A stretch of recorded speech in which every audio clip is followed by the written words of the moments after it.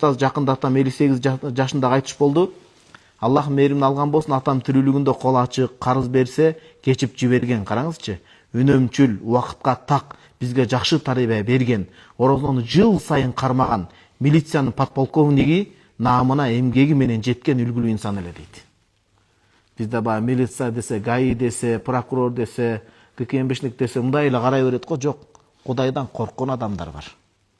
Балким сиз кээде Кудайдан коркпой калышыңыз мүмкүн, алар Кудайдан коркот. Өткөндө Түп районуна бизде Аксыдан, Жалал-Абадтан которулуп кеттир, Мирлан деген агабыз. Таанышып калдык Түптө жүрүп.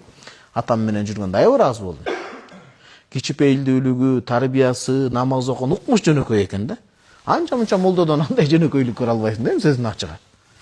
Учурашып айтып калып атат. Мен кол астымдагыларга да айтам дейт да. Өткөндө Караколдо да айттым. Аллах ал кишинин үй бүлөсүнө өмүрүнө береке берсин. Түптө ошол милициянын эмесин башчысынын жардамчысы экен айтат. Бишкекте ооз ачууда инибиздин кыскача айтайын, инибиз менен жүрүп, жакшы досубуз менен жүрүп калдык элек дейт. Акчасы бар экен, ооз ачып аткан акчасын унутуп калыптыр. Кийин анан камерадан карасак, астына түшүптүр дейт. Канча адам кирип чыкты дейт. Анан бир жоолукчан аялы менен сакалчан кирип чыкты эле. Киргенде ичи бош болуп чыкты, чыкканда ичине салып чыкты бир нерсени томпойтуп. Анан аялына жолукпай өзүнчө айланып гумга барып коюп келди дейт да катып. Ушул урдадыго деп карап, анан баягы сотрудниктер, башкалар, кызматчылар кирип эми кол көтөрбөптүр го, бирок мындай катуу сүйлөсө да жок.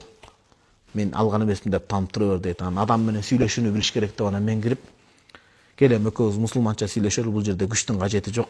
Сен да мусулмансың, мен да мусулманмын. Мусулманчылыкта эң чоң нерсе акыретке, акыретте барып банкрот болбой, илештирбей таза кеткен болот. Ал менин дос балам, коркпо, сага заявление, арыз жазбайт. Түрмөгө чирип кетем, кирип кетем деп коркпо. Алсаң алдым деп айт, күмөнүм сен де бирок ачык айтайын. Акыретиңди таза баргын десем бышактап ыйлады дейт да, мен алгамын депчи. Акыретке таза барган сөз жүрөгүнө аябай өттү дейт. Өзү да бул киши намаз окуйт экен да, таасирлүү экен. Айтат, мен ошол өзүм жакшы эле жүрчүмүн, бирок жана акчаны ачып көргөндө нафсим кармап кетти дейт. Ошон үчүн ла хаула ва ла куввата илля билля. Биз азыр ичибизде, биздин ар бирибиздин ичибизде кандай жамандык бар экенин билбейбиз. Ошон үчүн баягы хадисте бирөө сыртынан караганда бейиштикте амал кылып жүрөт, бирок ичиндеги нерсе чыныгы жүзү ачыкка чыкканда ыймансыз өлүшү мүмкүн. Бирөө өзү билбейт ичинде жакшылык камтылганын. Ыймансыздын амалын кылып жүрөт, бирок өлүм келгенде тагдыр ишке ашат деген сөз мажбурлоо эмес. Ичибизде кандай нерсе бар билбейбиз. 5 мүнөттө тагдырыбыз чечилип калат. Нафсибиз азырып көшү мүмкүн да. Ошентип азырылып кеттим деп $1000 иштетип койдум дептир. Кайтарып бере аласың, кайтарып бере албайм. Досум айттым дейт, калганына ыраазы болуп кеч аласың, кеч алам. Ошо менен бүттү дейт да. Ошон үчүн бул жерде дагы ошондой маселе. Ошол милиция жаатында, прокуратурада жаатында азыр дин мээнети, даават менен көп нерсе менен кандай такып адамдар бар.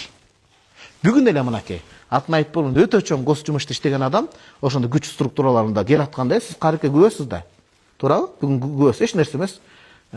Сизди кийин да ютубтан көрүп эстеп турабыз дуба кылып. Эч кыжалат болбоз. Тескерисинче бул балдардын келген балдар кубалабаш керек. Ушул балдар береке. Бул биздин берекебиз, чектерим келечектеги келечегибиз. Бүгүн эле сиз күбөсө мына Аллах көрүп турат. Чоң гос жумушта иштеген адам сурап атат. Мамлекеттик карасаңыз такыбачылыгын шейким. Сиз биз ойлонбошу мүмкүн да. Мен молдо болуп ойлонбой калышы мүмкүн да. Айтып атат, өтө чоң жумушта иштейт. Калыс таксыр мамлекеттик жумушка берилген унааны алардыкы өзгөчө болот турбайбы? Унааны бираз жеңилтип.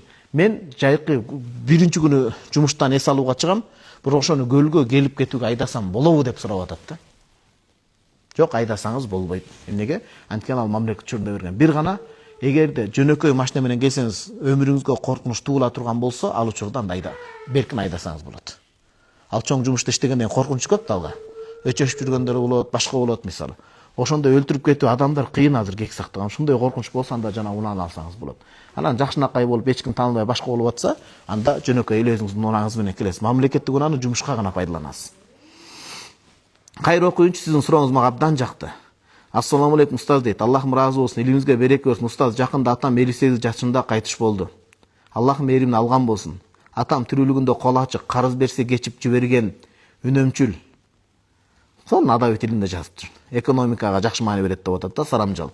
Убакытка так, бизге жакшы тарбия берген, орозону жыл сайын кармаган милициянын дейт. Подполковниги наамына эмгеги менен жеткен үлгүлүү инсан эле. Бир ойлондурган жери намазын толук тургуза албай кетти дейт. Окуйт эле, бирок толук тургуза албай кетти дейт. Эми ал жумуштагы адамдар оңой эмес да, бош жүргөн адам окуп атат азыр. Бирок ушул күздө апам менен умрага барабыз деп ниет кылып даярданып жаткан насип болбоду. Биз атабыздын бейишке кирүүсүнө себеп болчу кандай амалдарды кылсак болот? Исқот деген маселе бар. Өткөндө да айтканбыз, кайра айтайын, ак мечитте айтканбыз бул жоопту. Биринчиден атаңыздан Аллахым ыраазы болсун. Жакшы сыпаттары көп экен, жаткан жери жайлуу болсун. Анан эл туугандар ошондой көчөдө жүргөн адамдардын кадырына жетиш керек. Мисалы, МЧС учурдан пайдаланып, МЧС кызматкерлеринен дагы өзгөчө көл өрөөнүндө кече канча нөшөрлөп жамгыр жаап, канча суу ташкын агып атат. Бүгүн бияка өттүк, дияка өттүк, ошолор тамак ичпей кезерип кечке күзөтүп турушат да. Жети область бүтүндөй кыргыз элинин МЧС тез кызматкерлерине анан өзгөчө бөлүнүү эмес, биякта азыр кызмат кылып аткан кызматкерлерден Аллах ыраазы болсун. Алардын үй бүлөсү бар, бала чакасы бар. Күнү түнү сиздин биздин мына коопсуздук үчүн ошолор жүрөт да, ошон үчүн ыраазычылык билдирип, ары бери өтүп калсаңыз ысык тамак алып адал жерден бир тууган ичип кой деп, жок дегенде колун кармап ыраазычылык билдирип койгула туугандар. Дуа кылып койгула ошол кишилерге. Алла ыраазы болсун. Исқот деген маселе кандай? Ким намаз окуй албай кетсе, акча төлөсө, садака фитрдин өлчөмүндө ар бир намазга болду, кутулду, охо дебеш керек. Бул жамаатчыны жамап калуу гана иш аракети болот, жөнөкөй түшүндүрүп айтканда. Анткени ар бир намазды өзү окуш керек. Бирөө байлык менен толтуруп бере албайт негизи. Көз тирүүгөздө ар ким өзү окуш керек. Эми сизге окшогон жагдайда эмне кылабыз? Атаңызды тирилтип алып келе албайбыз. Үмүт кыласыз садака берүү бабынан. Балким Кудайым кечирер деген. Муну жакшы билип алыш керек.